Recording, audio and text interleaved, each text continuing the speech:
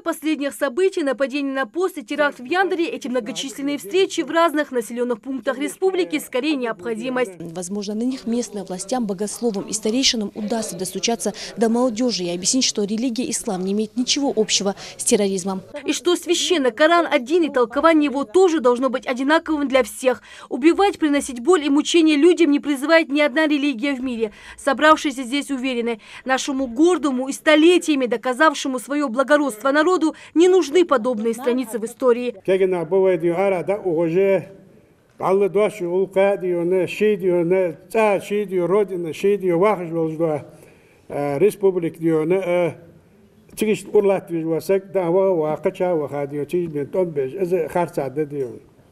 Terrorizm yar is ide çekişmiş ki amokluş. Terrorizm is diyor kamen diyor balbı, kamen diyor ne Республикан diyor ne balbı terrorizm yar.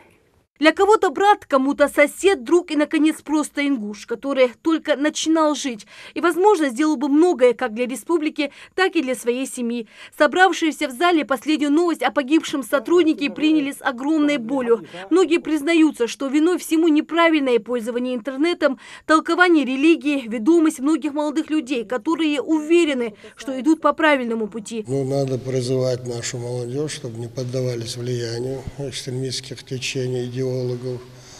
Надо воспитывать их.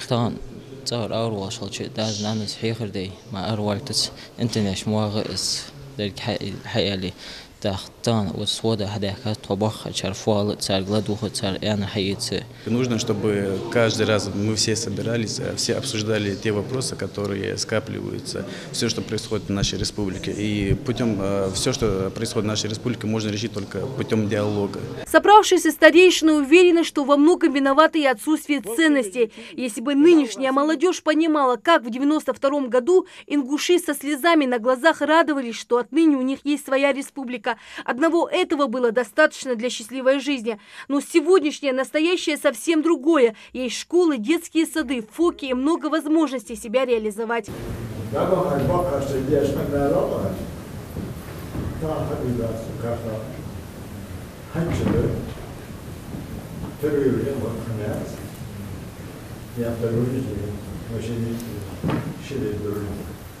Помимо прочего, на сходе привели реальные цифры совершенных преступлений экстремистской направленности.